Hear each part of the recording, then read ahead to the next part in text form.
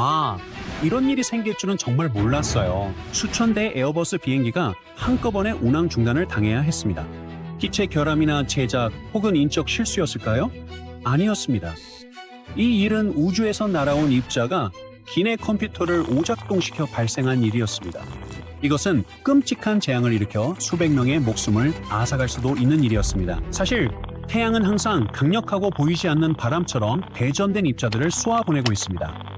게다가 태양계 밖에 훨씬 더 강력한 입자들에도 계속 맞고 있죠. 이를 우주선이라 부릅니다. 전혀 못 느껴도 항상 존재하고 있습니다. 평소에는 해가 잠잠하지만 때때로 태양 폭풍이라는 거대한 폭발을 일으키기도 합니다. 이는 전자기기에 치명적일 수 있습니다. 이것이 밝은 오로라를 만드는 원인이기도 합니다. 이런 위험의 에어버스는 약 6,000대의 비행기를 점검했습니다.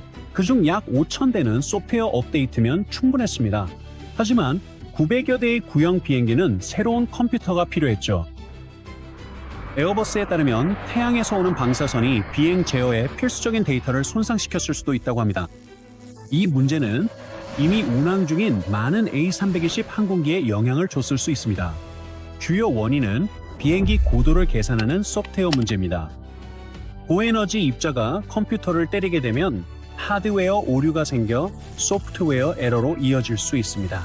고고도 비행할 때는 희박한 공기로 더 많은 우주 입자가 통과하게 되는데 이때 마이크로칩을 때리면 비트가 뒤집힐 수도 있습니다. 0이 1로 혹은 1이 0으로 뒤바뀌는 겁니다. 이 작은 변화는 단일 이벤트 업셋이라 불리며 전자기기가 오작동을 일으킵니다. 고도 관련 실수가 얼마나 치명적일지 충분히 상상하실 수 있을 겁니다. 에어버스 항공기들은 신속한 소프트웨어 수정 덕분에 마침내 정상화되고 있습니다. 이 속도는 예상보다 훨씬 빨랐죠. 이 경고는 제트블루 항공편이 태양 플레어로 인해 비행 제어에 문제가 생긴 후 나왔습니다. 그 제트블루 항공기는 칸쿤에서 뉴저지로 가던 중 갑자기 문제가 발생했습니다. 비행기 급하강으로 승객들이 객실 내에서 튕겨나가며 천장에 부딪히기도 했으며 약 15-20명가량이 병원으로 이송되었습니다. 오후 2시 19분, 조종사들은 템파에 비상 착륙했습니다.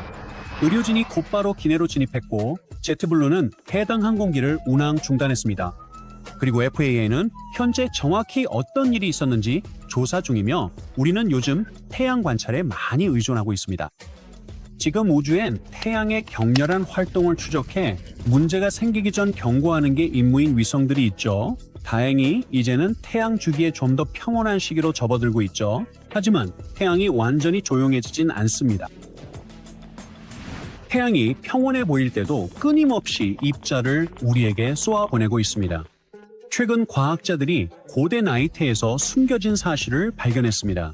기원전만 2350년 마지막 빙하기가 끝나갈 무렵에 방사성 탄소가 급증한 흔적이 발견되었습니다. 수년간 이 급증의 강도를 알 수 없었습니다. 모델링 방법이 없었기 때문입니다. 새로운 기후화학 모델로 연구진은 이것이 역대 최강의 태양 입자 폭풍이었음을 밝혀냈습니다. 기록상 다른 어떤 것도 이에 비할 바가 못 됩니다. 연구팀은 특별한 모델을 구축했습니다. 이 모델은 빙하기, 대기 작동을 재현해 고대 태양 폭풍 연구를 돕습니다. 새로 발견된 사건에 모델을 적용해 보니 이 현상은 기록상 가장 컸던 서기 775년의 유명한 폭풍보다 훨씬 강력했습니다. 2005년에 발생한 태양 폭풍보다도 빙하기 때에 이 사건은 수백 배 더 강했습니다. 다른 대형 폭풍들도 오래전 발생했죠. 서기 994년, 기원전 663년, 5259년, 7176년 사례가 있습니다. 저는 그때 살아있지 않았어요.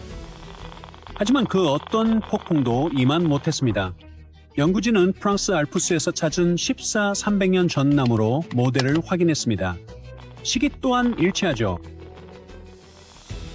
태양 입자 폭풍은 자주 일어나는 일이 아닙니다. 하지만 한 번 발생하면 고에너지 입자들이 지구를 강타해 대기를 변화시키고 나이테에 뚜렷한 흔적을 남깁니다. 1859년에 전 세계의 전신선을 마비시킨 유명한 캐링턴 사건조차도 사실은 다른 종류의 태양 폭발이었습니다. 이번 발견이 특별한 건 지난 2000년간의 온난기 이전 발생한 극단적 태양 입자 사건으로 유일한 사례라서입니다. 그간 과학자들은 그런 폭풍을 해당 기간 내에서만 발견했습니다. 하지만 새 모델 덕분에 이 고대 태양 폭발이 얼마나 강력했는지, 언제 발생해 지구에 어떤 영향을 줬는지 밝혀냈습니다. 이제 이 모델은 온난기뿐 아니라 이전에 얼어붙은 세계에도 적용되죠. 고대 방사성 탄소 급증 연구의 큰 진전입니다. 연구팀은 태양 입자 폭풍이 대기 중에 추가 방사성 탄소를 주입하는 과정에 집중 분석했습니다. 이런 탄소는 우주선이 대기에 충돌할 때 생성됩니다. 하지만 거대 폭풍이 발생하면 그 양이 급증하며 나무는 이를 나이테에 가둬둡니다. 이 과정은 수천 년간 남는 타임스탬프가 됩니다.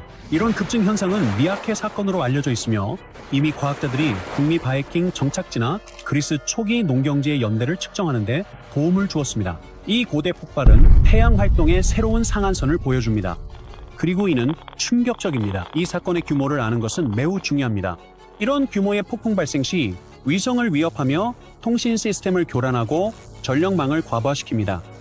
이 연구는 지구가 직면할 극단적인 우주 기상과 현대 생활에 미칠 영향에 대해 더 명확한 그림을 제공하며 다행히 지구는 태양의 위험한 입자를 차단하는 보이지 않는 방패에 둘러싸여 있습니다.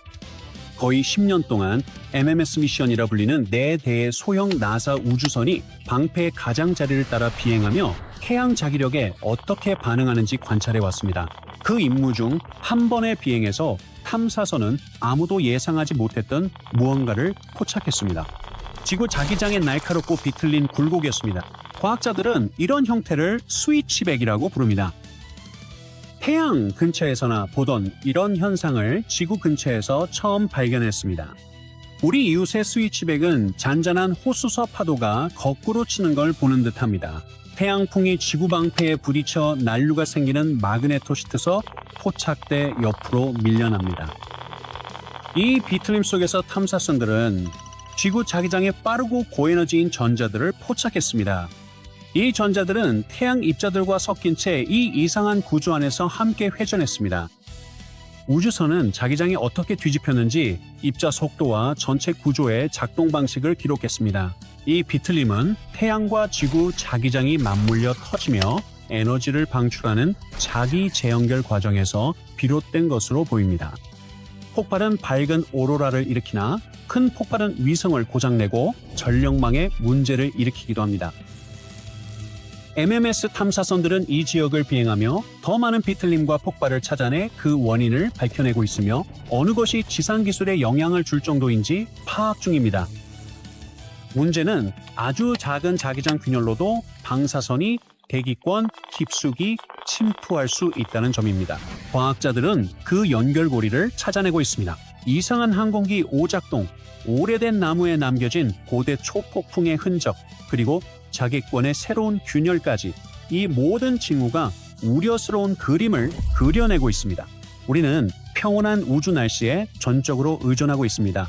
항공기, GPS, 위성, 우리 집의 전기까지도 포함해서요. 에어버스 운항 중단은 결국 부드러운 경고처럼 보일 수도 있습니다. 첫 번째 신호죠. 훨씬 더 거대한 무언가가 우주에서 다가오고 있다는